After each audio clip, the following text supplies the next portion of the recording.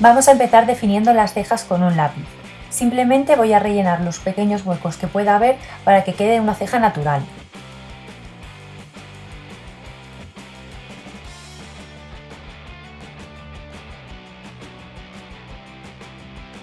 Aplicamos una prebase para sombras.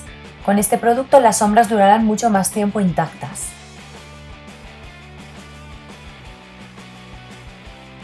Antes de aplicar la base de maquillaje voy a aplicar un iluminador fluido en un tono rosa perlado. Lo aplico únicamente en las zonas que quiero que tengan más luz. Con este paso conseguiremos que la piel se vea mucho más luminosa y natural. Una vez se ha sentado el iluminador en la piel, vamos a aplicar la base de maquillaje con una esponja Beauty Blender a pequeños toquecitos. Aplico el producto con la base de la esponja y lo difumino con una parte que esté limpia. La idea es aplicar varias capas muy finas de base de maquillaje. Hacemos lo mismo con el corrector. La diferencia es que únicamente vamos a aplicar una capa lo más fina posible.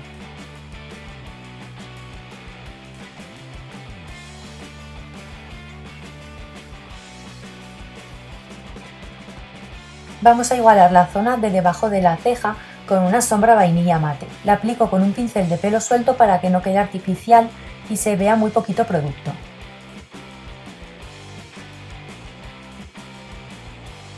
Ahora vamos a marcar la cuenca con una sombra de color marrón medio y el mismo pincel que hemos utilizado antes. Con este paso le daremos un poco de dimensión al ojo y no se verá tan plano.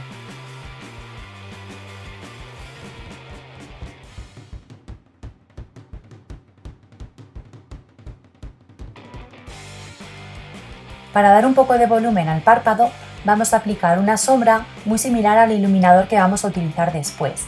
Es un tono blanquecino algo perlado. La aplicamos en el centro del párpado móvil para que refleje más la luz y se vea con mayor volumen. Después la difuminamos un poquito para que no quede un pegote. Interesa que sea una transición suave. Vamos a darle un poco más de profundidad a la cuenca con una sombra marrón oscuro mate. La aplicamos con un pincel de pelo suelto como el que hemos usado al principio. Aplicamos la sombra rozando el pincel con la piel para no ejercer demasiada presión, porque si no quedaría demasiado intenso. Ahora vamos a aplicar iluminador con ayuda de un pincel de pelo suelto en la zona de debajo de la ceja y en el centro del párpado móvil.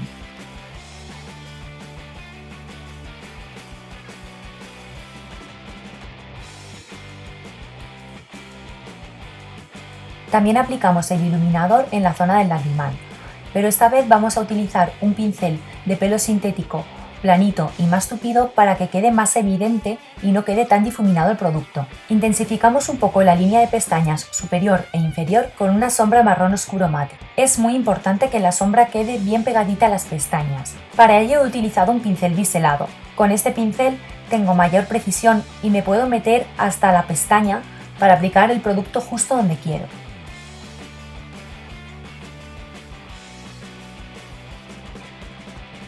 Ahora vamos a difuminar la línea de pestañas superior e inferior para que quede una transición de color y no se vea una línea evidente.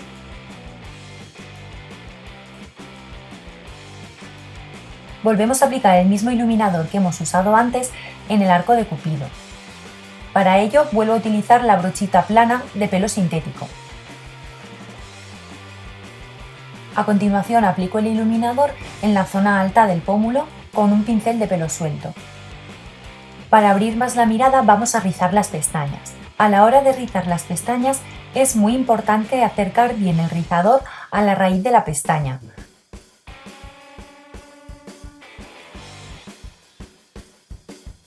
Aplicamos máscara de pestañas negra en las pestañas superiores e inferiores.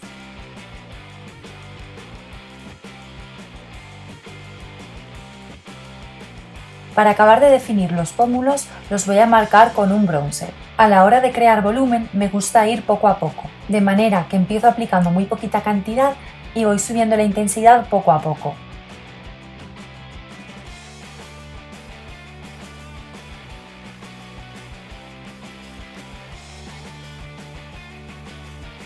Para los labios he elegido un gloss que simplemente aporta un poquito de color y de brillo.